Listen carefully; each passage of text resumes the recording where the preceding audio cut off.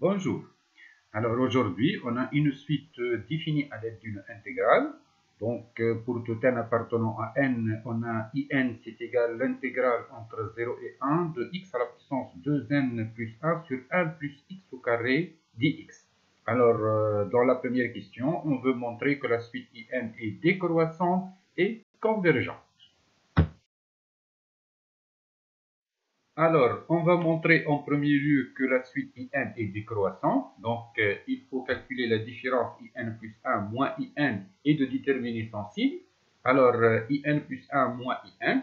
Donc, en utilisant la linéarité de l'intégrale et en remarquant que 1 plus x carré est un dénominateur commun, puis en mettant x à la puissance 2n plus 1 en facteur, on obtient donc in plus 1 moins in égale l'intégrale entre 0 et 1 de x à la puissance 2n plus 1 facteur de x au carré moins 1 sur 1 plus x au carré dx.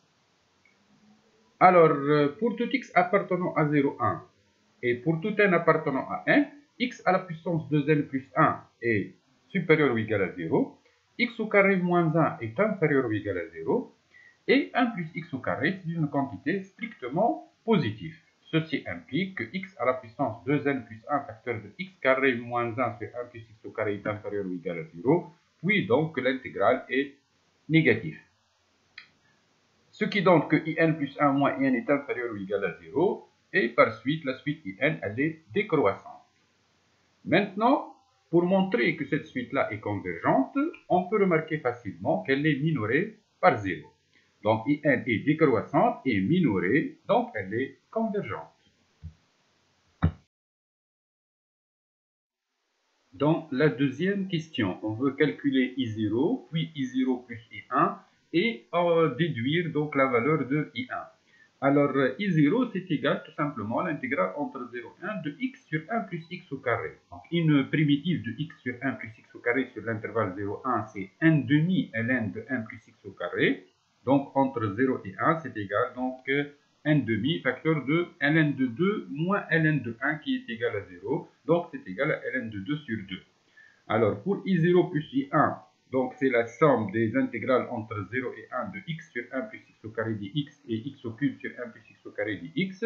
Alors, c'est égal l'intégrale entre 0 et 1 de x plus x au cube sur 1 plus x au carré. Et il faut remarquer ici qu'en mettant x en facteur, on peut simplifier par 1 plus x au carré. Et donc, on obtient l'intégrale entre 0 et 1 de x dx.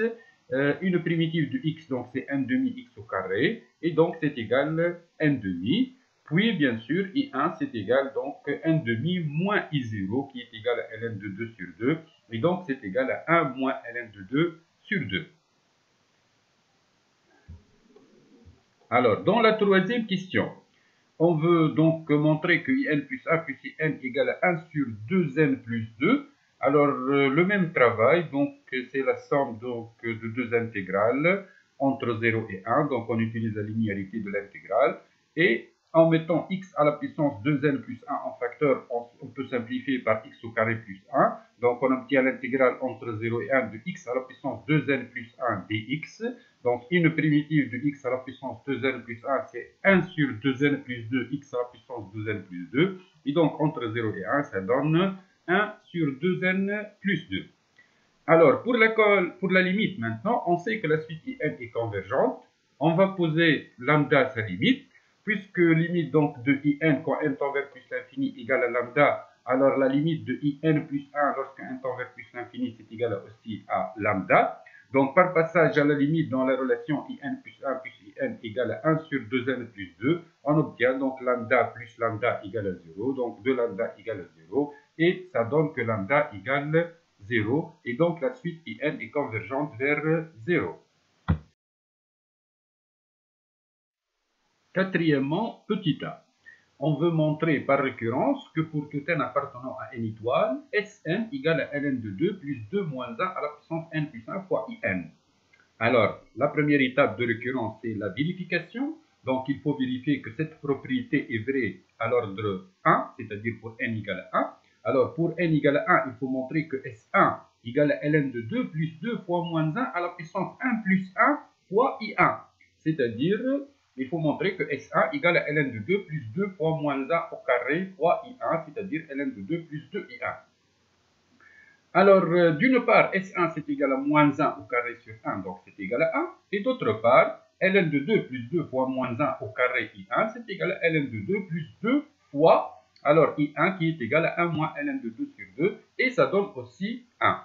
Donc la propriété est vraie pour n égale à 1. Alors, supposons que cette propriété est vraie à l'ordre n, c'est-à-dire quel que soit n appartenant à une étoile, Sn égale à ln de 2 plus 2 fois moins 1 à la puissance n plus 1 in, et montrons que cette propriété reste vraie à l'ordre n plus 1.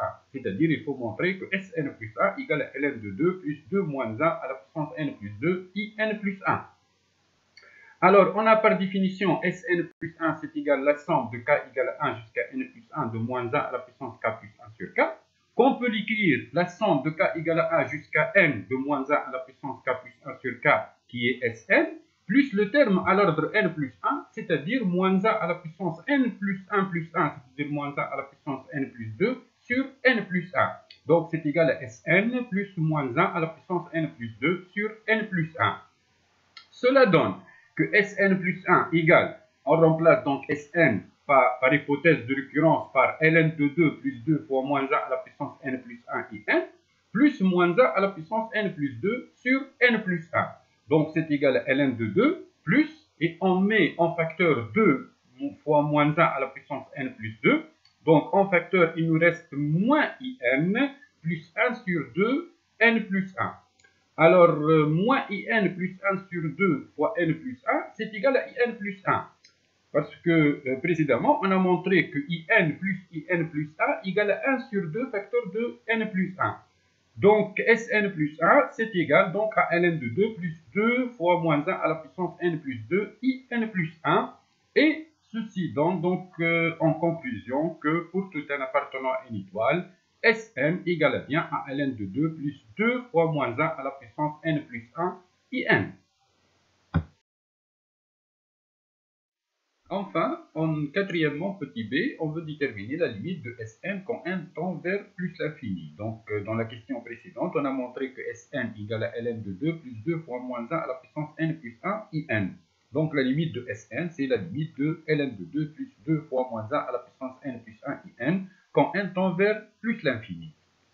Alors, pour déterminer cette limite, il faut déterminer la limite de moins 1 à la puissance n plus 1 fois in. On sait que la limite de in égale à 0, mais moins 1 à la puissance n plus 1 n'a pas de limite.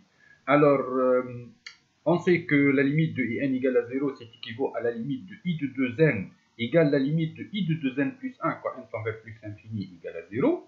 Je vais poser un égale à moins 1 à la puissance n plus 1 fois in. Alors, la limite de i de 2n, c'est la limite de moins 1 à la puissance 2n plus 1 fois i de 2n. Donc, c'est égal à la limite de moins i de n quand n tend vers plus l'infini. Donc, c'est égal à 0. Et la limite u 2n plus 1 quand n tend vers plus l'infini, c'est la limite de moins 1 à la puissance 2n plus 2, i 2n plus 1 quand n tend vers plus l'infini. Et donc, c'est la limite de i 2n plus 1 quand n tend vers plus l'infini. Et c'est égal aussi à 0. Et ceci implique que la limite de un quand n tend vers plus l'infini, c'est égal à 0. Par conséquent, la limite de Sn quand n tend vers plus l'infini égale ln de 2. Alors, je tiens à remercier l'une de mes élèves qui m'a offert ce dessin, parmi d'autres dessins que je vais vous les présenter donc ultérieurement. Alors, merci pour votre attention et à bientôt.